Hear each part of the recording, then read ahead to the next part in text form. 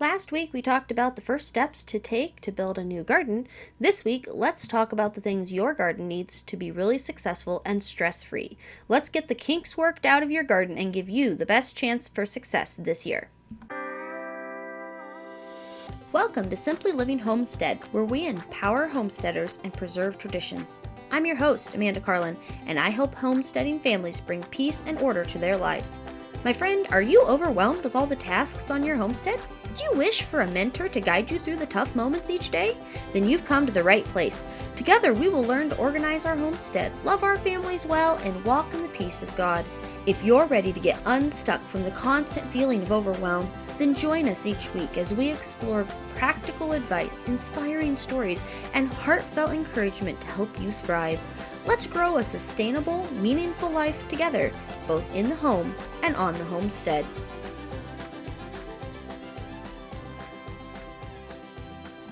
Hey neighbor, welcome back to the podcast. Are you getting excited for spring? I know I am. I really enjoy gardening, but it is very easy for problems to take the wind out of my sails and derail the success of my garden.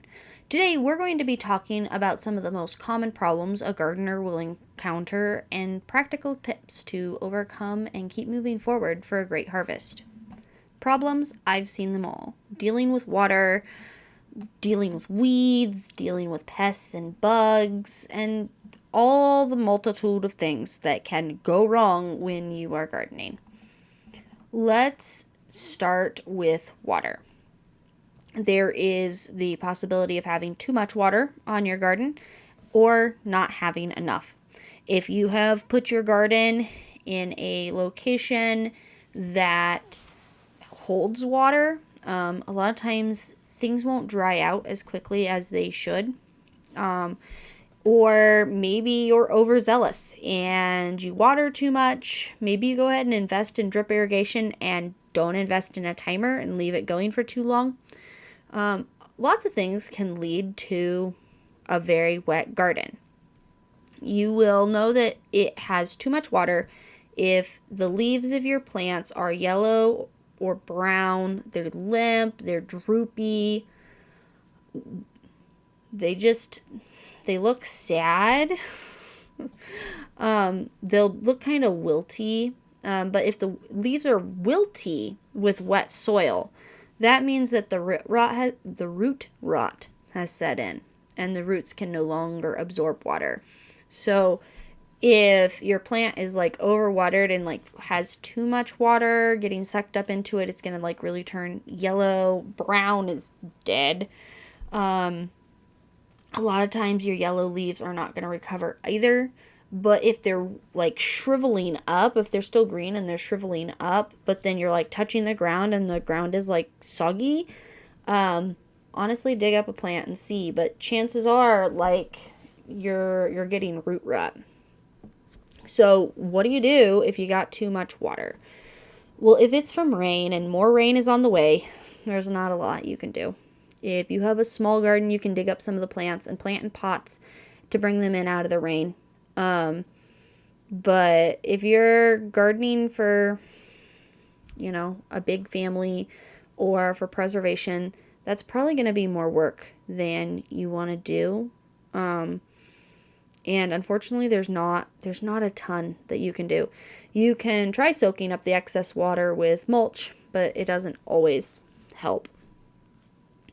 If it's from overwatering, stop watering till the soil dries out. Water your plants until the ground is moist, 2 or 3 inches deep. Go in, give it a good drink of water, and then, shove your fingers down in, and it should be wet all the way through. If it's not, you didn't water enough. And then don't water again until the ground is dry, at least the top inch. You don't want to be drying out your garden to the point that things are cracking. But, that's kind of the baseline is walk out and feel the dirt. You can't do everything in the garden by observation only. Touch, feel, pick dirt up, rub it between your fingers, and kind of get used to what a good moisture level looks like. If it's from a drainage problem, you may need to move the garden or add compost to where the water stands, how the water moves through your soil. I used to think that sand might like really help with a drainage problem. It does not. Sand is a terrible addition to a garden, mainly because it does not hold the nutrients. The water runs right through it, and it like takes everything with it.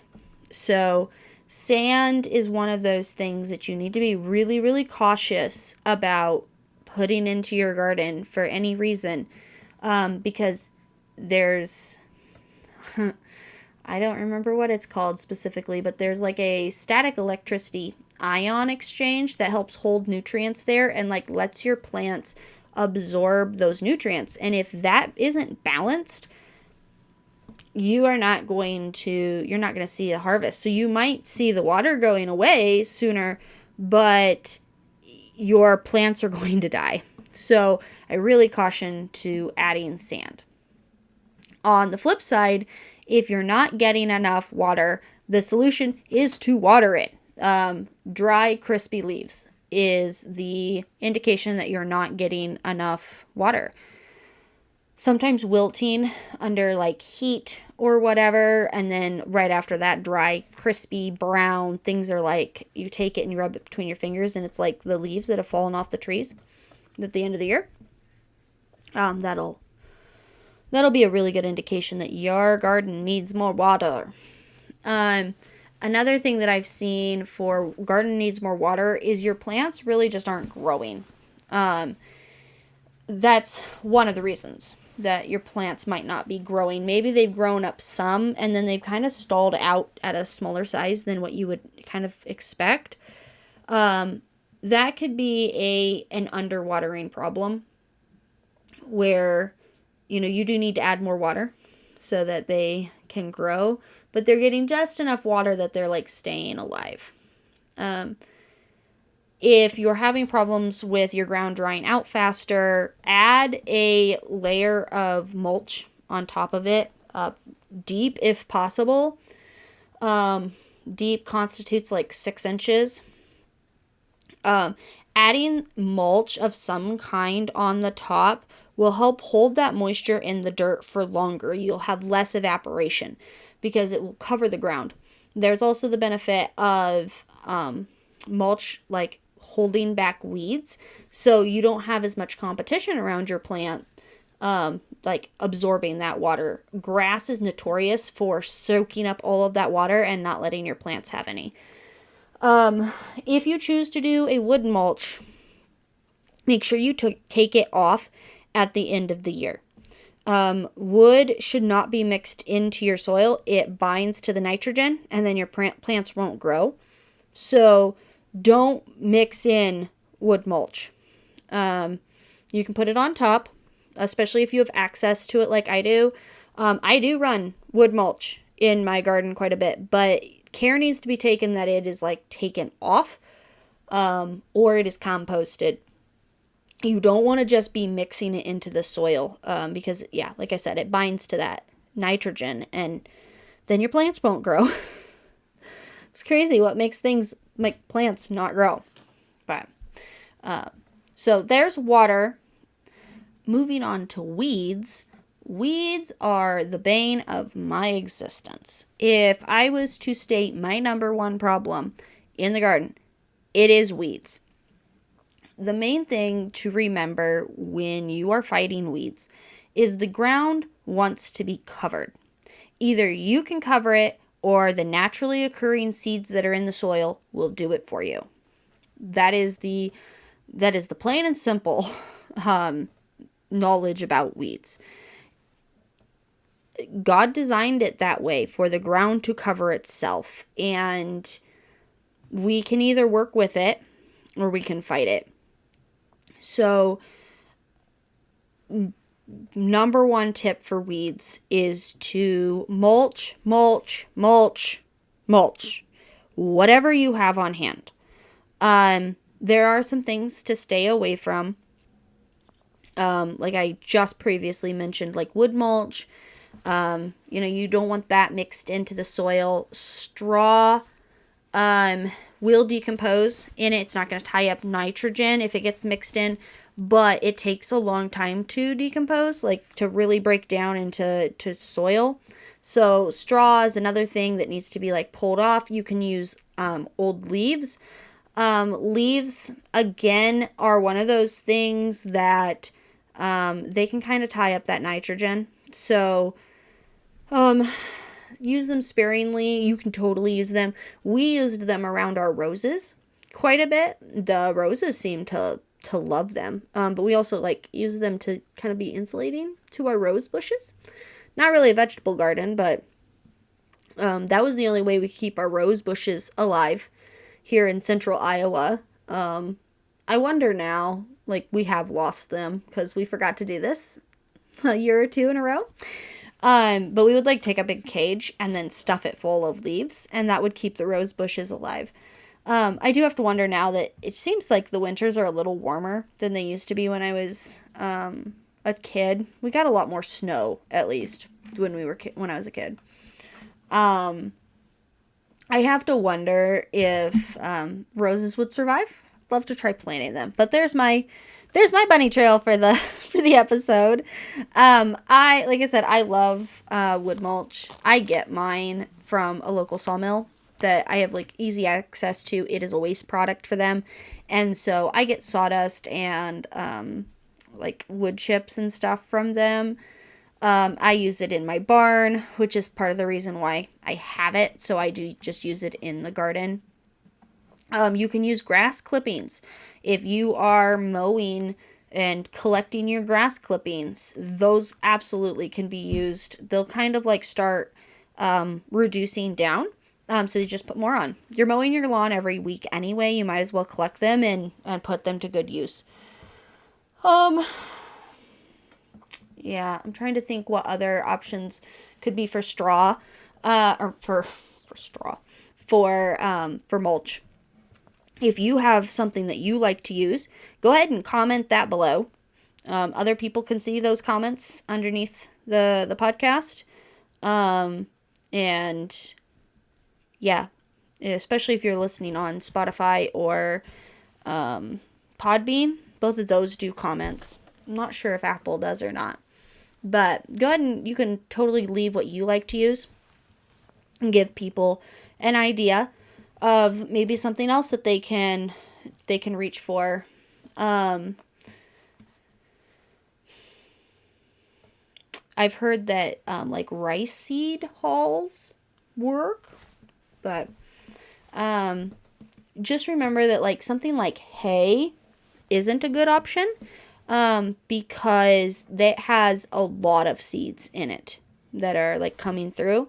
That's going to drop down off of the stems and then they'll grow. So hay isn't really a good option for deep mulching. Straw sometimes has seeds, but not as many. So that's the difference there. The next thing with weeds is a consistent schedule. Consistent schedule helps keep ahead of the weeds. The bigger they get, the harder they are to pull them. If you can get out there for 10 minutes every morning before you go to work, or whatever you have to do, if you can just walk it for 10 minutes every day and catch the weeds, that is going to be the best thing that you can do. If you can build paths in and then deep mulch your paths especially, then you don't have to you won't have to be weeding the paths. You'll just have to be weeding around the plants.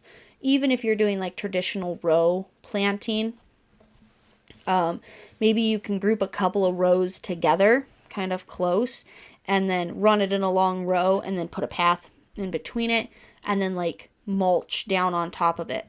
In the the Midwest where I'm at, good grief, I'm all over the place today. Well, welcome to Real Life Amanda. In the Midwest, a lot of people have told me that landscape fabric doesn't really do a whole lot.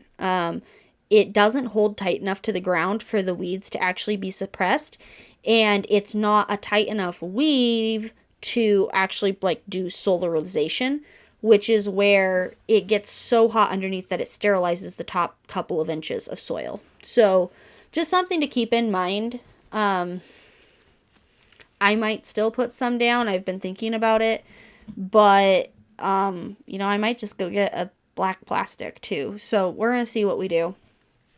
Not sure just yet. I was wanting to put something down on our paths. I might just try a thicker, deep mulch.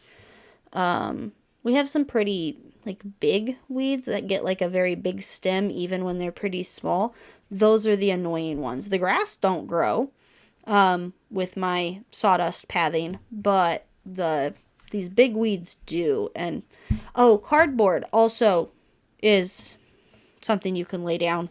We were laying down cardboard and then putting the wood chip mulch on top of that. And because I'm not really worried about my paths, because I'm doing, I've done defined boxes. They're not really raised boxes, but they are defined boxes.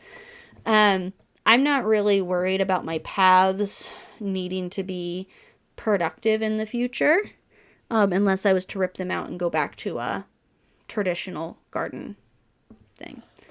Avoid weed killers if you can. I know there are some organic weed killers out there. I cannot speak to their effectiveness. Stay away from all of the commercial, Roundup based, anything like that. Stay away from those.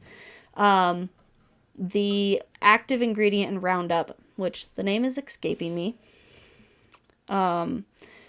it stays in the soil for 10 years. And it's not worth it. It's not worth it. They claim that it it goes away, but it takes a long time for it. Studies have shown, and just stay away from them. You can obviously look into organic weed killers. I have seen them on the market, but I have no idea if they're worth, using around your vegetable gardens. Next on the list is bugs and pests. Bugs and pests can really set a harvest back or destroy it altogether. Each plant has their own pests that harm them. There are some common, pests. Tomato bugs, squash bugs will kind of get around, but, tomato bugs, squash bugs, they give them that name for a reason. What are the organic ways to get rid of pests?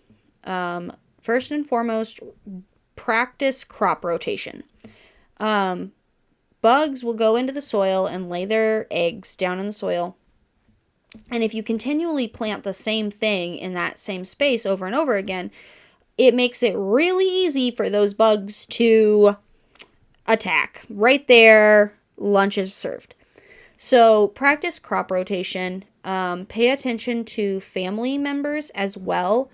If it's kind of in the same family, you might not want to plant it in that space the next year. Even if you're crop rotating it, kind of pay attention to the families if possible.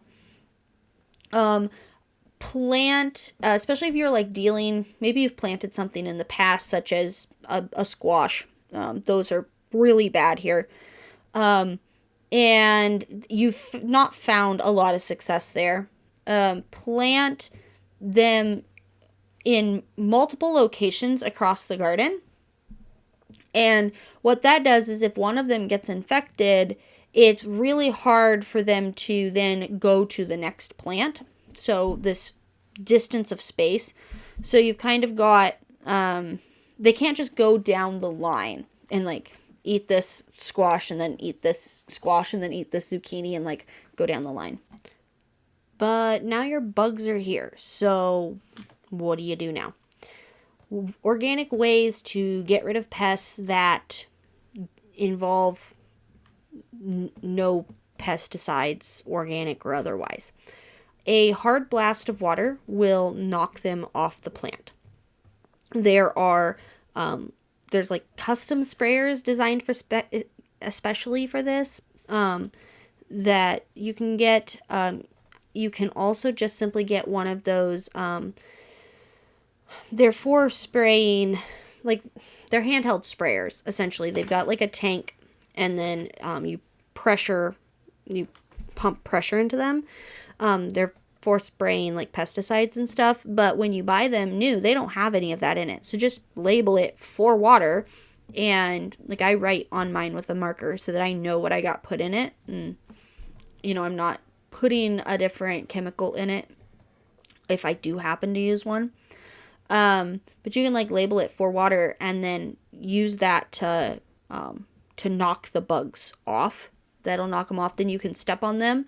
Maybe lay like a piece of cardboard or a board, even better, underneath it. So as they kind of like fall off, you can step on them.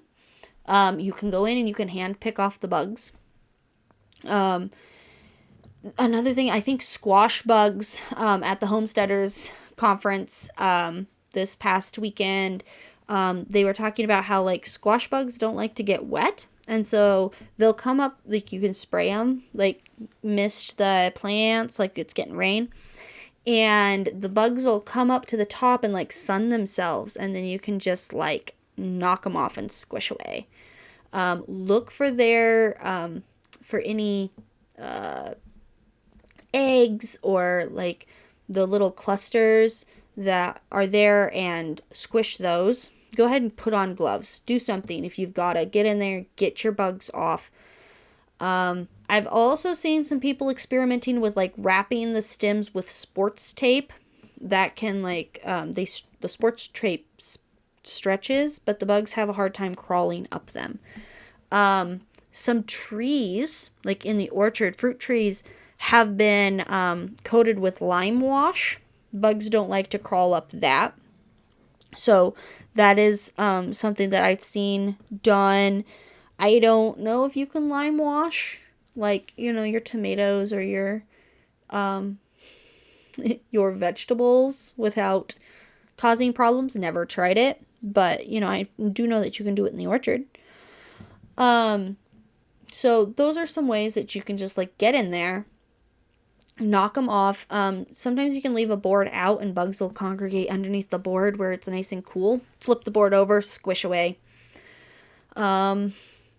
Yeah, that's basically how you've got to take care of bugs in the garden, is that if you're noticing something, you've got to get in there, examine your plants. Again, hands-on. It's not something where you can just plant and then expect to harvest. You need to take an active role in this. That's the joy of gardening, is to be quiet and to spend time out there actively caring for your plants and for the land around the plants. What about pesticides? That is a word that's very scary. There are organic pesticides that do have like some active ingredients in it. You're going to have to make the choice whether you are okay with those active ingredients. If you are not, this really doesn't, you don't want to do it. You don't want to do it. As a reminder, pesticides can negatively impact the beneficial insects in the garden. So do be aware of that. And if you do choose to use a pesticide, organic or not, wash your produce. Seriously, if you're buying it from the store, even if it says that it's organic, wash your produce, because they do make organic pesticides that meet all the standards for organic, but still have an active ingredient in it. I have used Bonide's Captain Jack's Dead Bug Brew, and I know there's some others. If I need something for my green beans, especially, I have not been able to figure out how to keep the bugs from eating my green beans. The rest of the plants, pretty good success. Green beans, they can destroy a patch in a night, and I don't know where they're coming from. And I need to take my own advice and spend some time just really carefully examining my green beans. But I have been known to spray my green beans just so I can get a harvest. And sometimes you have to do what you've got to do. And if you've listened to my podcast since the beginning, you know that I don't hold judgment for someone who's going to do what they need to do.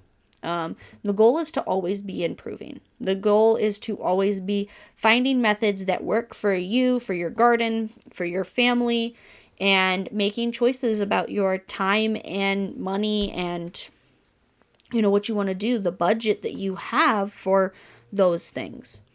There is a time and place for chemical pesticides, but do your research and follow the directions if you choose to use them. They are not safe. You need to be very careful with them, and you need to be very, aware of what you are doing. Lastly, in relation to all three of the points that I've spoken on so far, is if you can keep the plants off the ground, that reduces the chance of disease, the chance of pests, the chance of, things rotting or bruising or looking horrible. Tomatoes are one of those big things. Really should be trellised. Everyone uses cages. I am mildly allergic to tomato plants. I'm not allergic to the fruit, crazy enough, but I'm like mildly allergic to the plants. I cannot stand them. They make me itch. I have to wear a long shirt with the collar turned up to go out and do anything with tomatoes. And it's just really annoying. This year we're going to be trying the trellising method where you actually prune your tomatoes and run them straight up a string.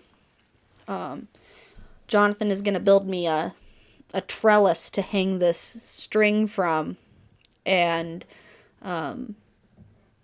someday I'll share pictures of that, but once he gets it built. But it's we're going to try and run them straight up, and hopefully that's going to kind of reduce the amount of bulk that a tomato plant has, and make it easier for us to,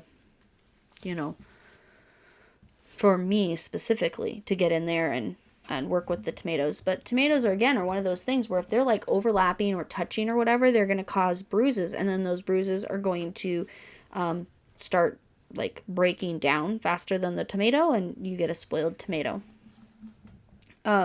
So stakes, cages, fences, any of these kinds of supports that you can do to help your garden stay up. Pole beans can be run on fences or like cattle panels.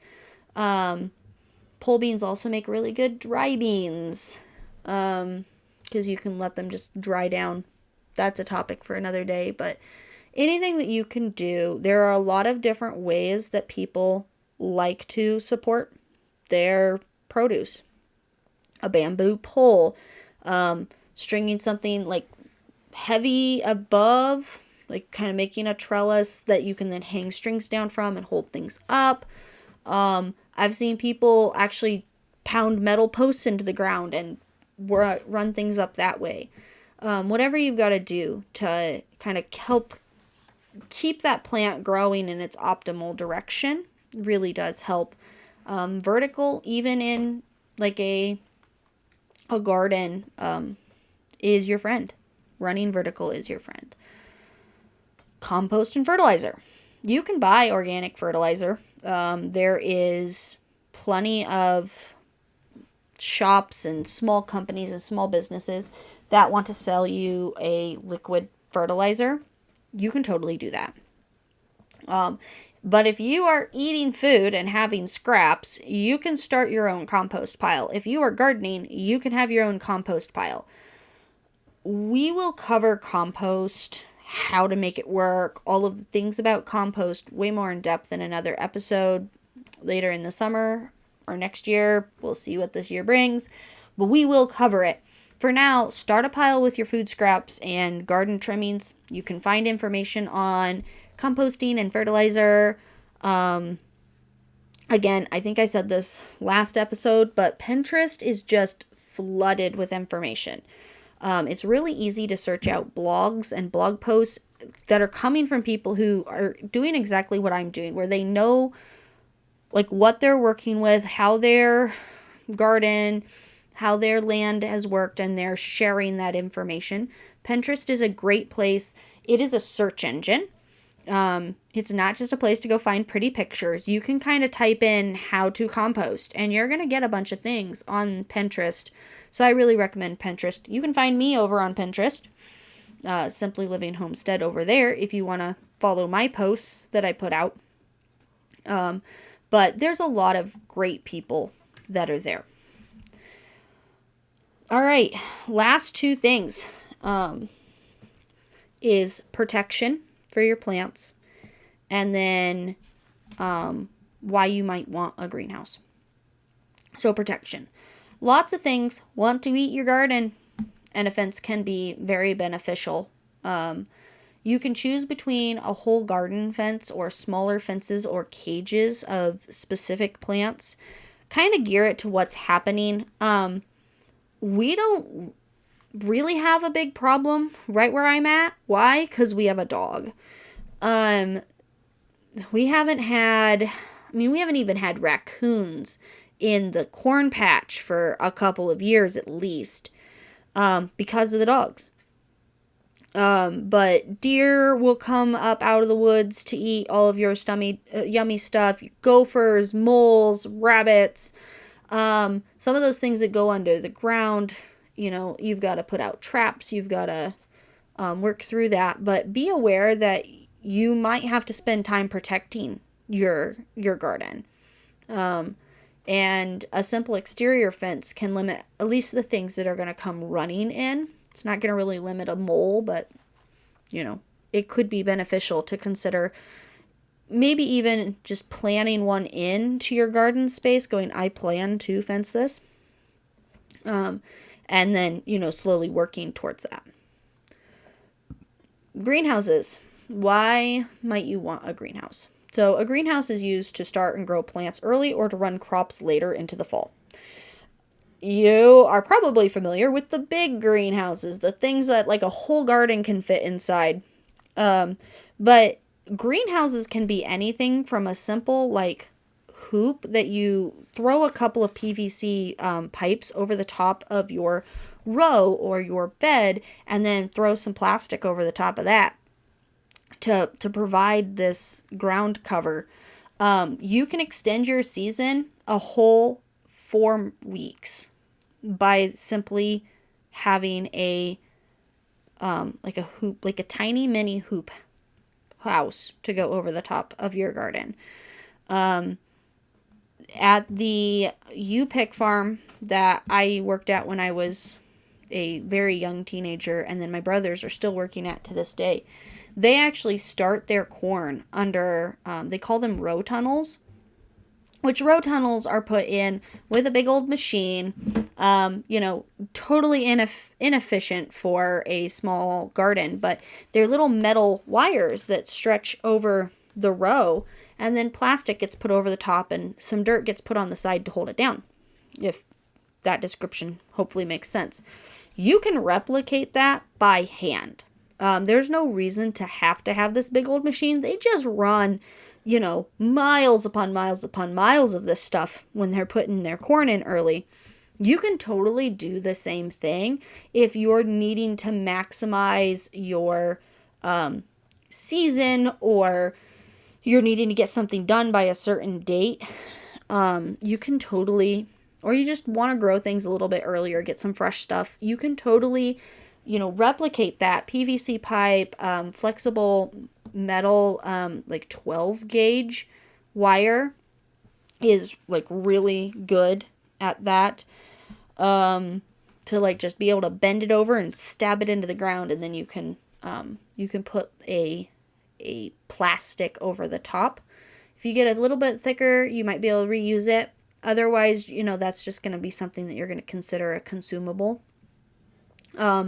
If you watch, the weather and go out and cover your plants at that first really hard freeze, you can extend it probably another 2 weeks oftentimes. A lot of times you'll have one hard freeze and then you'll have like a week or two of good weather again. You could still be picking stuff, especially for a mature garden. So, some things to consider. You don't need a big greenhouse. You don't even need a small greenhouse. Greenhouses are for starting seeds. Well, you can replicate a little mini greenhouse by planting your seeds in the seedling boxes, your little black seedling boxes. Plant your seeds in that and then tent it with some plastic. Set it in a warm window. You can start your seeds inside. You do not need to be having like a fully dedicated greenhouse. Now you can, there is no shame in having one. I really want one. I have a side building that we're hoping to convert into one. But it's not a necessity when you are starting out. As you're starting to get more and more into this and you're saving seeds or you're wanting to start your own plants, you can save a lot of money by starting your own plants. That's when you kind of start looking into some of those greenhouse options, I suppose. And so I thought I'd mention it here, especially in the guide for, new beginners, because it's something that you see and you get that craving to want. But I'm here to tell you, you can totally garden for years and years and years and years without ever having one. And it is pretty simple to do stuff. So there's that. Well, that's a wrap on today's episode about creating a sustainable and stress-free garden. I hope these tips help you tackle common gardening problems like watering issues, weeds, and pests so you can have a more enjoyable and productive and enjoyable growing season. Remember, every garden faces its struggles, but with a little planning, problem solving, you can keep things running smoothly. Whether it's adding mulch to control weeds, using natural methods to manage pests, or building supports and protection for your plants, small adjustments can make a big difference in your success. Next week, we'll be sharing an interview with Master Gardener Clyde Majerus. He has lots of powerful thoughts to share with us, as well as a giveaway coming up, so be sure to tune in for that. If you have any questions or want to share your gardening experiences, send me an email at connect@simplylivingHomestead.com. I'd love to hear from you. Until next time, keep growing, keep learning, and enjoy the process. See you in the next episode.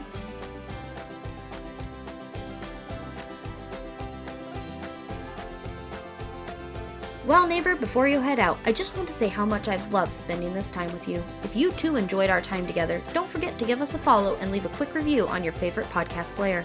It really helps more women like us find their way to a simpler, more joyful life. And hey, if you know someone who'd enjoy this episode, why not share it with them? Let's keep growing this circle of encouragement together. Oh, and don't forget to join my email list. I've got some free printables and weekly tips waiting for you to help you live a purposeful, balanced life, one rooted right in the heart and home. Thanks for being here, friend. You're doing a great job. I can't wait to chat again next week here at the Simply Living Homestead.